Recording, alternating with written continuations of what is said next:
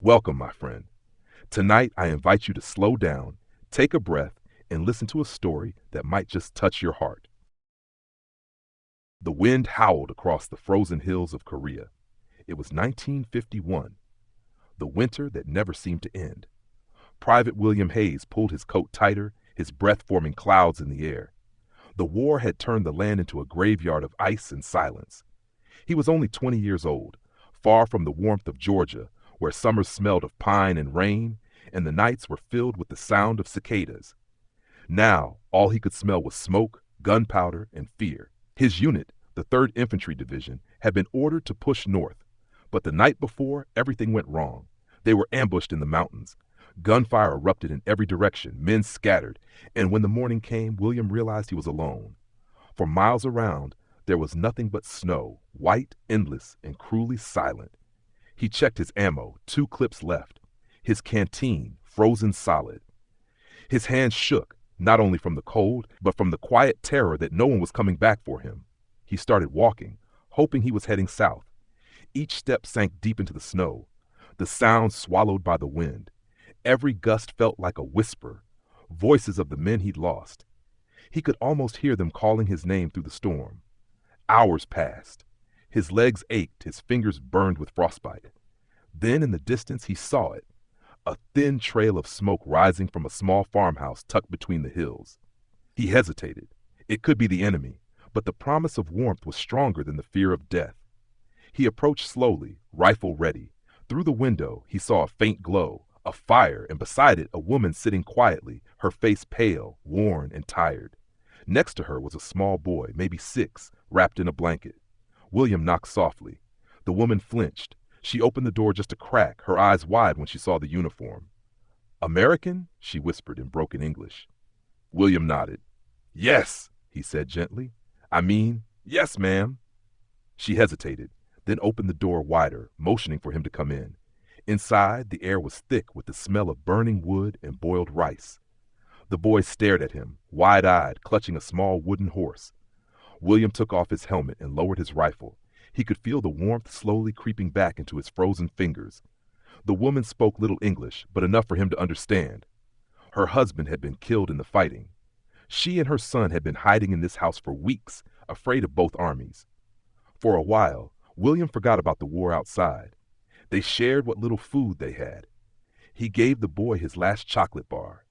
The child's eyes lit up like stars. Night fell. The wind grew louder, shaking the walls of the little house.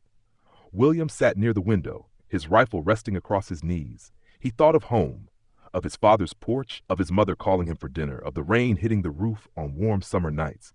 Then suddenly he heard it. Footsteps outside. Slow. He froze. Through the glass, he saw shadows moving through the snow. Soldiers, 5 or 6 of them, their breath steaming in the cold. He turned to the woman, pressing a finger to his lips. She pulled her child close, eyes wide with fear. The soldiers stopped in front of the house. One of them shouted in Chinese, demanding the door be opened. Then the door burst open.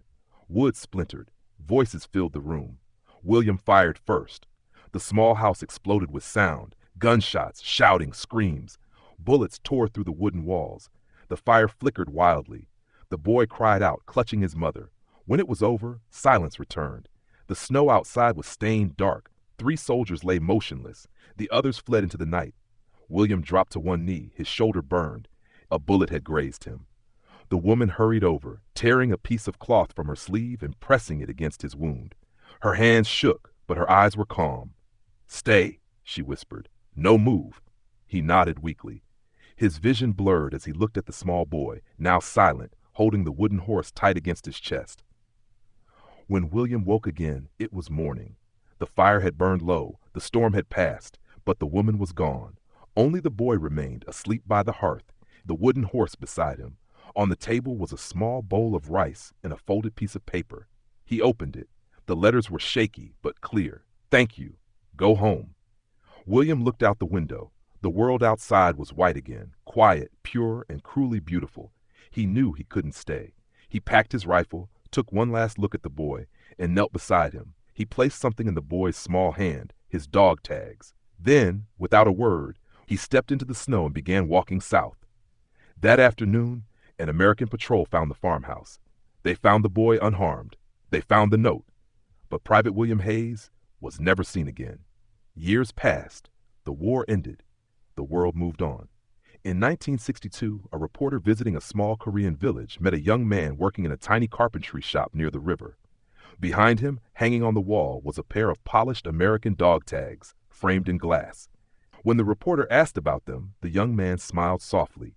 "He saved me," he said in careful English. "I don't remember his face, only his eyes. He looked scared, but kind." The reporter asked what he did for a living. "I build toys," the man replied, "for children who have none." He turned back to his workbench, carving a small wooden horse, just like the one he had held that night so many years ago.